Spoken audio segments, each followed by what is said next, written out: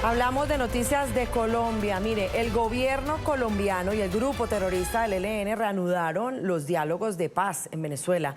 Las delegaciones de ambas partes estarían cerca de firmar el primer punto de la agenda de esos diálogos, un acuerdo sobre participación de la sociedad civil en el proceso que es discutido precisamente esta semana en Caracas. Hasta el 25 de mayo lo van a discutir.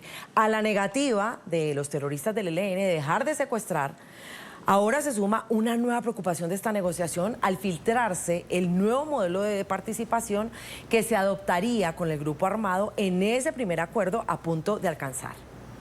El proyecto de resolución que se conoció podría convertir las propuestas de la sociedad civil en políticas de Estado obligatorias. El llamado Gran Acuerdo Nacional de Participación en esa mesa de conversaciones podría ser una asamblea constituyente por la puerta de atrás para que el gobierno Petro logre las reformas que aspira, pero que no le han prosperado en el Congreso colombiano. Saludamos a esta hora a Óscar Ortiz, quien fue zar anticorrupción en Colombia, es abogado constitucionalista y además fue gestor de la convocatoria constituyente de 1991. Bienvenido al programa La Mañana, doctor Ortiz. Carla, Hugo, muy buenos días, muchas gracias por la invitación.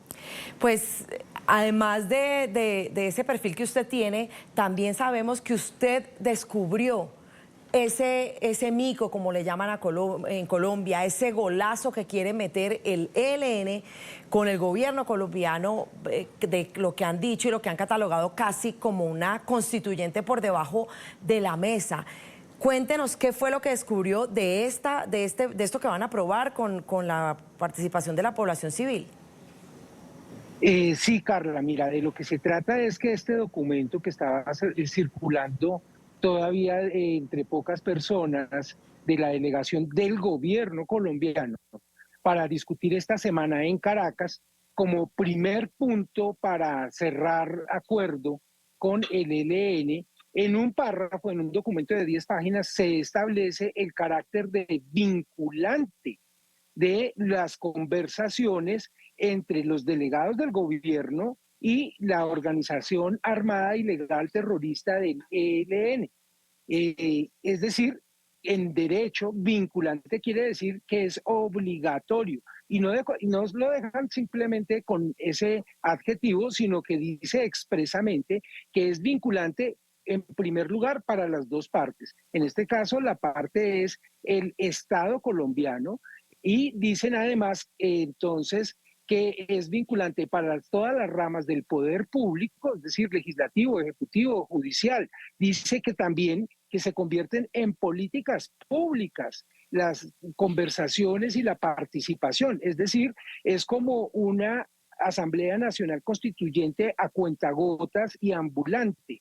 Y desde luego eso es absolutamente grave porque consiste en rapar la condición de ciudadanos a los 50 millones de colombianos para transferirle esa categoría a un grupo organizado, armado, ilegal, que establece algunas condiciones, llegan a unos acuerdos y por fuera de la Constitución nos rapan el poder ciudadano de establecer nuestras propias autoridades, nuestras propias reglas del juego, nuestro propio ordenamiento territorial.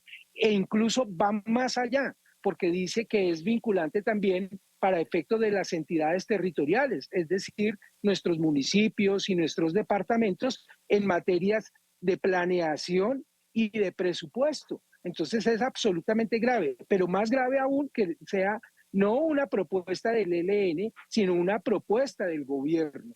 Eso, en últimas, sería propiamente un golpe de Estado. Sí, lo ha dicho también el expresidente Uribe, eso sería una constituyente por la fuerza, un poco así, ¿no? Señor Ortiz, ya son muchas las oportunidades que se le han dado al ELN para acogerse a temas de paz, o a una paz real, como lo ha dicho el gobierno, pero sus intenciones parecen ser nulas. Lo decimos por la última decisión de seguir secuestrando para financiarse y seguir en esta andanada de hechos terroristas y criminales en todo el país. El ELN es como ese estudiante con matrícula condicional, pero que sigue con mal comportamiento. ¿Cómo creerle a un grupo terrorista como estos de acogerse a la paz cuando sus intenciones no son transparentes? Es muy difícil creer porque por un lado tenemos el pésimo antecedente del acuerdo mal hecho contra la voluntad del pueblo colombiano, porque el gobierno de Juan Manuel Santos desconoció el plebiscito por medio del cual se le preguntó a la ciudadanía colombiana si aceptaba ese arreglo que él había trabajado con su gobierno y las FARC. El pueblo colombiano conscientemente, entre otros asuntos, porque también se les daba cierta preponderancia en el ordenamiento jurídico, aunque los incorporaba a través de un procedimiento especial conocido como Fast Track. Ahora el ELN quiere eso y un poco más. Y efectivamente, Hugo y Carla y todos los oyentes, pues no pareciera que un grupo que los colombianos detestan, que no representan a nadie, porque desde luego nadie les ha dado un mandato. La gente no quiere a los terroristas en Colombia, como es apenas lógico después de que nos han infligido tantos daños, nos ha obligado a destinar una cantidad de recursos para contener sus ataques, sus secuestros, extorsiones, y ahora ellos, en lugar de dejar las armas e incorporarse a la democracia colombiana con un tratamiento benévolo, tratan de que 50 millones de colombianos nos acomodemos a ellos. Entonces es el mundo al revés y efectivamente en medio de la negociación, en lugar de dar muestras de buena fe, de corrección, de propósito de enmienda, lo que anuncian es continuar con sus andanzas, no solo de ataque a la fuerza pública, sino de mantener el delito aberrante del secuestro. Sí, pues es que lo que siempre se ha dicho del ELN es que tiene complejo de hermano menor, es decir, no va a aceptar nada menos de lo que aceptó las FARC cuando negoció con el gobierno del presidente Juan Manuel Santos.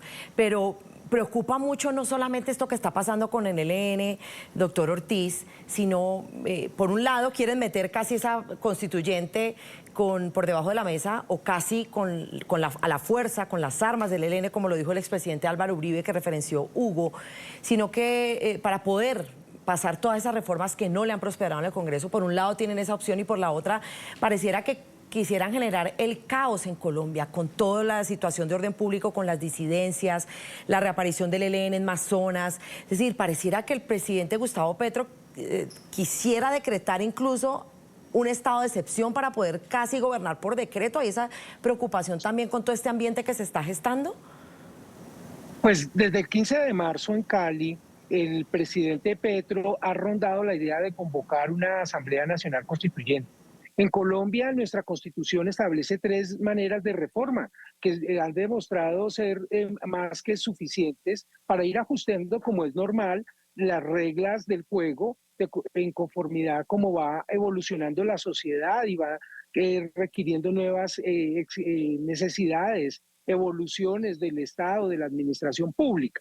Y que pareciera de verdad, como lo planteas, que haya más bien el interés de establecer un procedimiento extraordinario que desconozca la voluntad ciudadana expresada en el Congreso. Es que hay un mandato para el presidente de la República, pero hay un mandato distinto para el Congreso. El presidente fue elegido con 11 millones de votos y el Congreso con 18.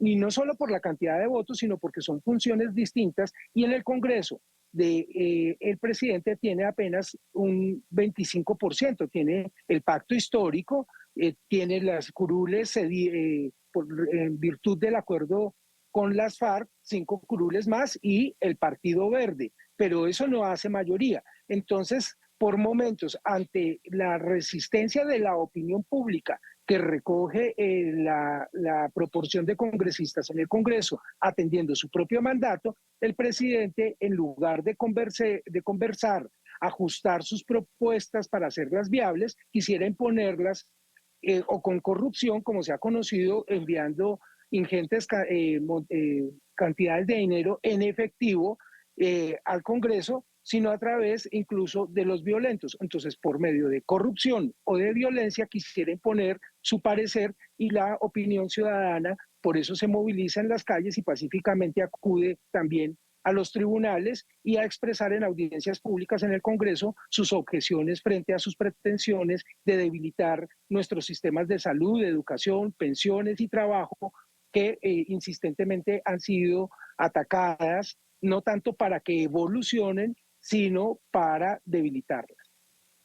Pues, señor Ortiz, muchas gracias por haber estado con nosotros en pantalla. Óscar Ortiz González fue zar anticorrupción en Colombia, es abogado constitucionalista y además gestor de la convocatoria constituyente de 1991. Gracias por haber estado en la mañana de NTN 24.